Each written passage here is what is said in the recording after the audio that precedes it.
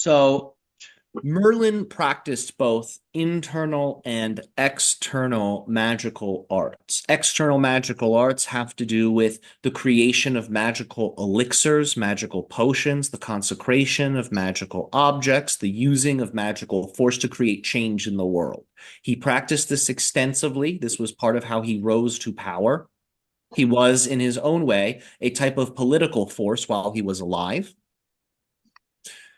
However, he maintained his independence, almost acting as his own state, his own nation, even whilst appearing to be in servitude to others. A part of magic is the use of disguises. He would feign weakness, he would feign captivity to actually be given more privacy and more resource and to not be bothered by the other groups of the world. Now he's just being bothered by one person and he can magically manipulate them.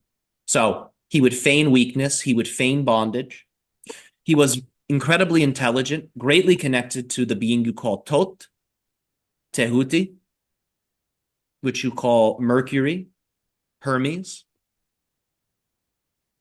They are all different emanations of this consciousness that expresses as well as the being you call Merlin. Merlin also practiced internal magic very deeply.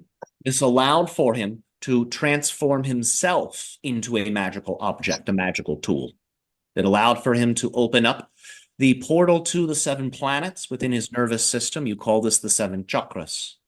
And he was able to work with the power of the dragon, the masculine expression of the Kundalini, to evolve himself from a dragon, metaphorically, into a bird.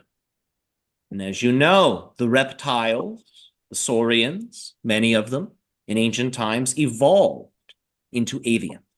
So it's through the Kundalini power, when that dragon serpent energy is brought up to the brain, that is as if the person assumes avian consciousness. The dragon, the snake, even though the dragon has an upper world connotation, both the dragon and the snake have a strong connection to earth. The dragon, of course, dwells in the deep caves. This is why you have Merlin's cave.